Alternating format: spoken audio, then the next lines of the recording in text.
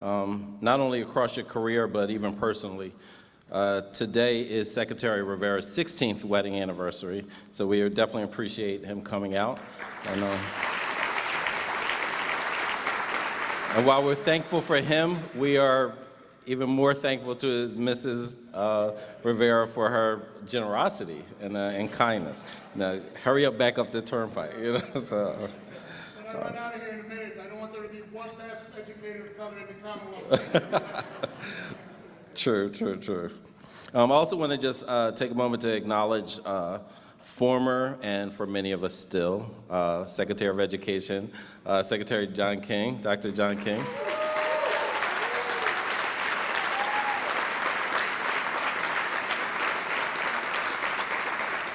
And we are very excited to hear from him tomorrow as part of our opening panel.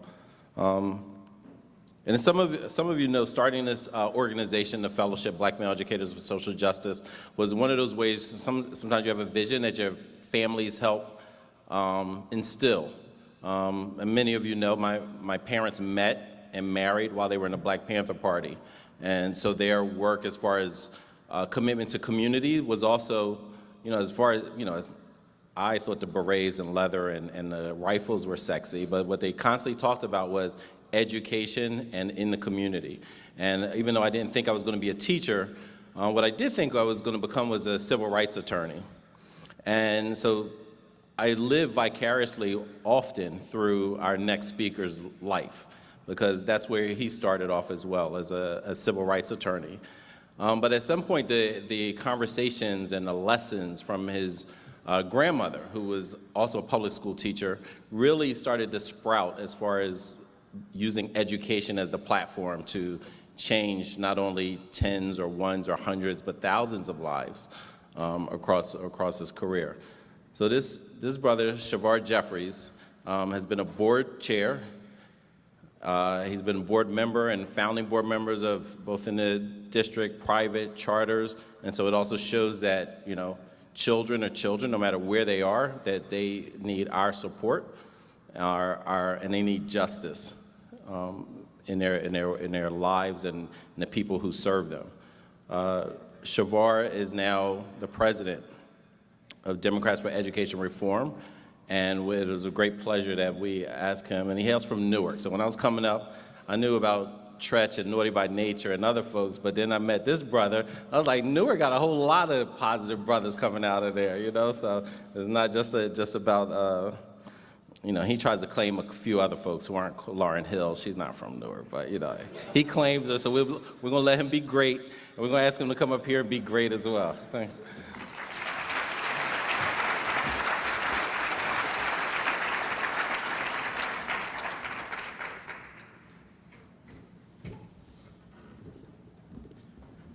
We also claim Redman. Anybody know about Redman?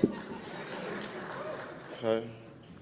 If you really know hip hop, you might know about Apache from the early 90s, but I don't want to go that. Y'all might not know about all that, so I won't go that far.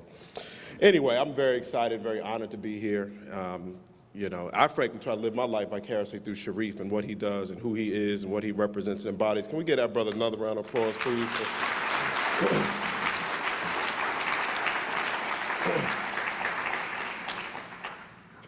And so I was asked to talk about there's a series of things, but there's two questions out of the ones I was given I wanted to focus on. One was to kind of situate myself in this work and kind of what brings me to the work. And then to talk a bit about, is it possible to separate the education of black children from politics? And so I look forward to talking about both. I mean, on the first, as Sharif said, I'm from the South Ward of Newark. Is anybody from Jersey in the house? Jersey in the house? Any Newarkers in the house? Huh? Okay, that's it? No Newark in the house? Okay, thank you. Appreciate that. And I grew up like a lot of the kids we serve. My mom was a teenage mom. She was only 18 when she gave birth to me. She wasn't ready. My father was very young too, and he just couldn't handle the responsibilities of fatherhood, so he left. And so my mom did the best that she could.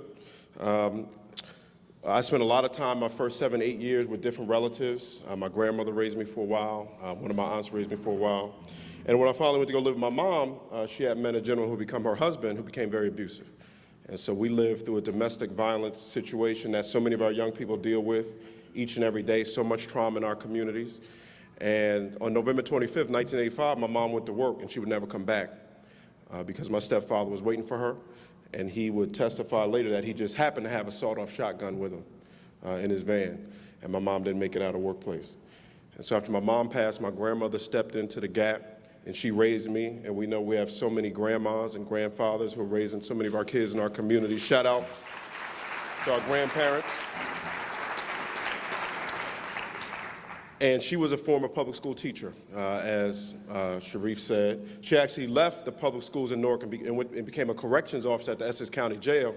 And she would say all the time that it was easier for her working in the jail than working in the public school system, but that's a whole nother issue. And so she put me in the Boys and Girls Club because she wanted to keep me off the street. And when I was in 8th grade, a philanthropist created a scholarship for about 20 kids in Newark to go to college prep high schools. I didn't know what college was at that time. College might as well have been Mars. That was something we kind of heard about, but we didn't know anybody going to college in our community. But when I got this scholarship, it kind of opened up a whole different set of opportunities for me. I did not want to go because they told us you had to wear the cardigan and the tan khaki pants and the uniform, and that wasn't really cool to me in my neighborhood. And I remember we visited the school. It was a Catholic high school, and they took us to Mass, and there was no percussion, in the. I had never been to a church ceremony without any percussion, so I was definitely not comfortable with that. I was like, that ain't the Jesus I was used, but that was a whole nother. But anyway, my grandma said, that's what you're going to do.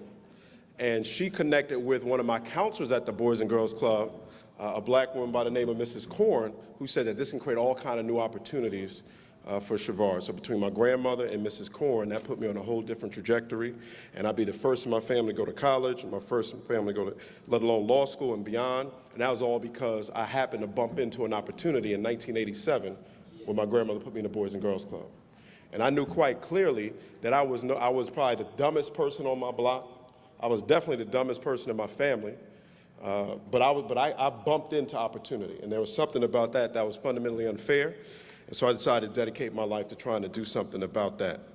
And so in any event, that kind of what brings me to the work. But I really want to get into this question I really want to spend a few minutes on and take my seat, which is, can we educate black children without dealing with politics? And the short answer for me is a resounding no, because the education of a black child is an inherently political act. And that's largely because one cannot be at the same time educated and be a nigger at the same time. And what I mean by that is if we obviously understand what I know we know in this room, that the whole predicate for blackness itself and whiteness, it's really the predicate for whiteness and then blackness as the flip side of whiteness, was that was the way in which folk could reconcile these alleged democratic and lofty values, these Enlightenment values that we've heard about in the Magna Carta and this broad liberal conception of humanity and what humanity can be, with the reduction of our ancestors into chattel slavery. Right? So the way in which we know that was explained and reconciled was, these ain't really people. Right? These aren't really human beings. They're of an altogether different order. Right? So that in the best articulation of it, in my judgment, is from the United States Supreme Court in the Dred Scott case. Right? And there, the United States Supreme Court, in making the decision about whether black people could sue in court, right, chronicled the history of white supremacy, chronicled the history of transatlantic slavery, and said that these beings, because they weren't human, these beings were of an altogether inferior order and had no rights which the white man was bound to respect, so much so that they could be reduced to slavery for their benefit.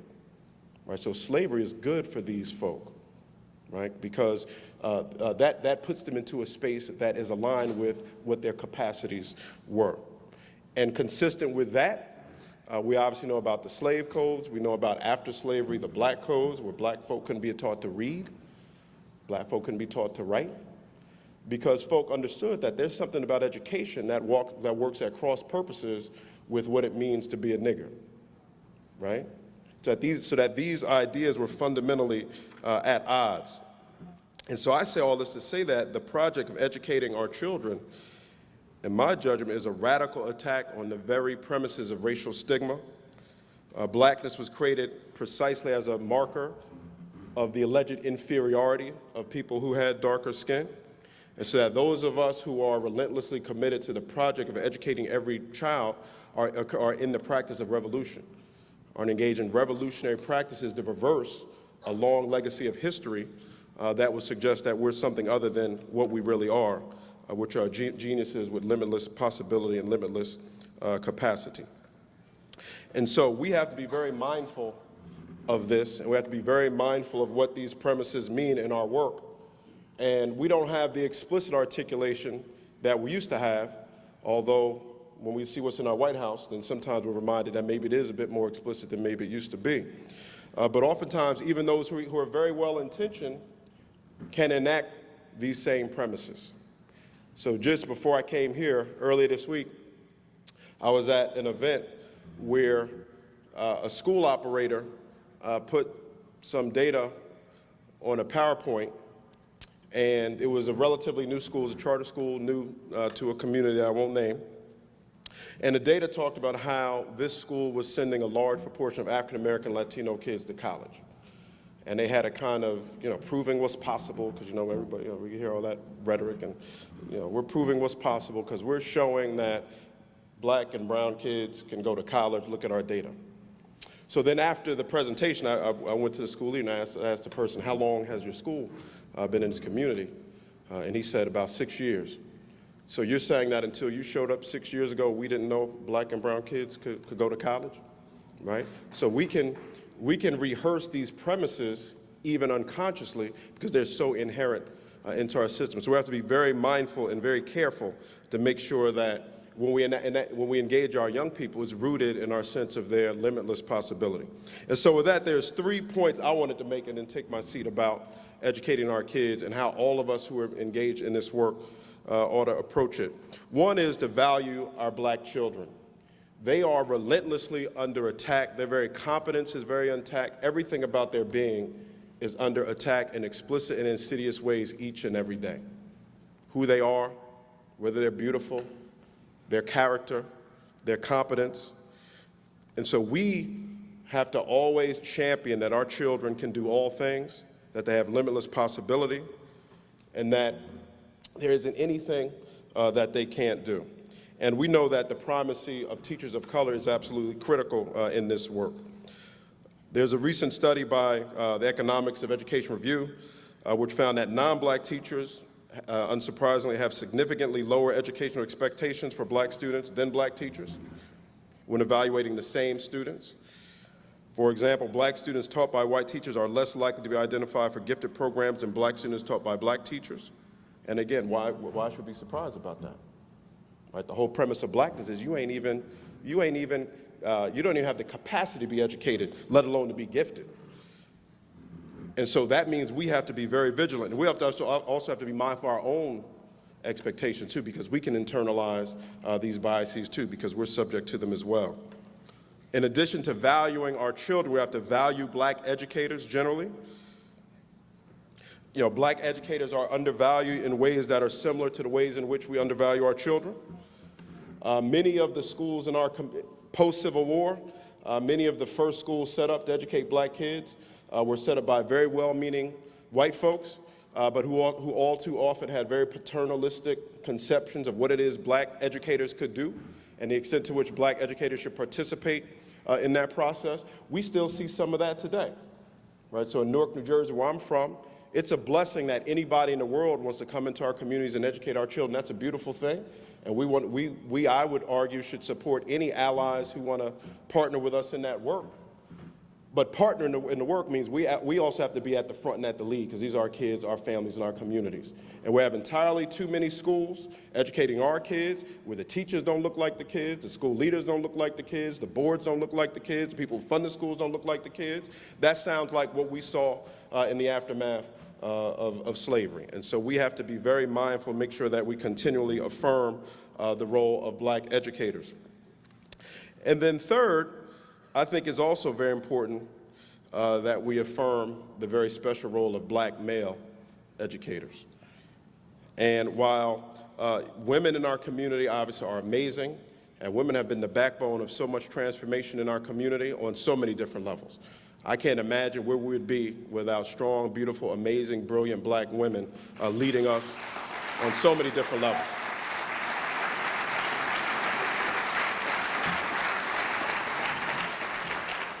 I thank God each and every day for strong, beautiful black women. But at the same time, we also have to recognize that black men play a very important and very special role as well.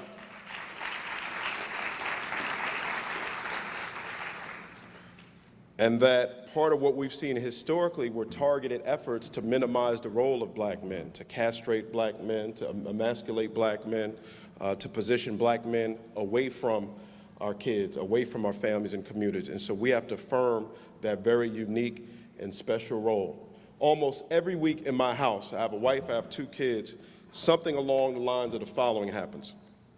My son will be playing his computer game. He's Minecraft. I don't know what he does on that most of the time. I try to inspect and see what's going on when I can. My wife will say to my son, I need you to put the computer game down. I want you to do some additional work. My son may pay attention, may not. He's known to ignore my wife from time to time, unfortunately. She'll ask repeatedly. She'll ask again, can you put down the game and can you do some more work? My son will say something to the effect, I'm really not trying to do that right now. And almost every week there's about 6 words that she says that rectifies the situation. Don't make me call your father. And there's something about a black man in his community, with his children, with his families, fighting for our young people that we have to affirm, that we have to honor, that we have to respect, that is sacred. And that's why I am just so blessed and honored to be in the midst of such a room full of amazing black men who love our kids, who love our families, who love our communities, who are pouring their lives into bringing transformation into our communities. And so I just encourage you to keep doing what you're doing. The future of our young people, the future of our communities really turns on what you do each and every day in terms of pouring love and opportunity into our kids. I love y'all. God bless you. Thanks for having me. Have a good one.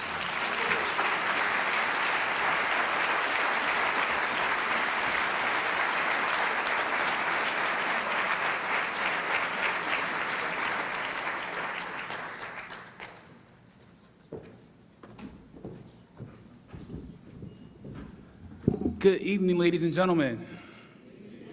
All right, that was pretty weak. Good evening, ladies and gentlemen. Can we first again give it up to Javar Jeffries?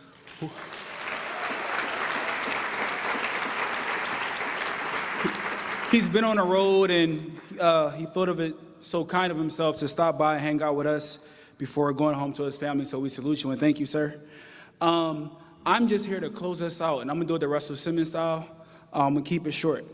So before I let you go and get you out of here tonight, my name is Raymond Roy Pace. I am a co-founder and leader of the fellowship. I am a teacher of 5 years. I am now currently a talent partner with the School District of Philadelphia, where I support principals in managing talent. Before, a couple things. One, I would like to draw your attention to the application that we have for you this evening. I would like to specifically point you to the BMEC schedule and sessions. There you can find every session from here until Sunday, the time, the date, if you have any questions on who's presenting. I would like to make one correction with session 4, presenter Patrick Phillips. His session is actually Put Some Respect on Their Legacies, Awakening the Genius and Youth at Risk. Now, I would like to draw your attention to the evening. We know that you guys have come from all across the country, and we definitely thank you, because without you, this is not possible. But we also want you to get a taste of Philly and have opportunity to enjoy it. So what we have planned for you right outside of these doors downstairs on the first floor on 17th Street, we have a bus that will await you, leaving at 8:30. That bus will take you to one of 3 places. You have the option to go to Rec Philly, which is a party for us. You have the option to go bowling at Revolutions Bowling, And the third place, if you're hungry and want one more thing or a nice bite to eat of some Southern cuisine at Miss Tootsie's, where they've been kind enough to offer us some nice discounts this evening. That bus is going to be making its rounds to start picking up folks around at 12:30, because what we don't want you to do is go out and have too much fun and not get back here on time, because we know how that can go, but we want to be responsible in our evening tonight. And that is all that I have for you guys. Thank you so much for being here. Have a great night.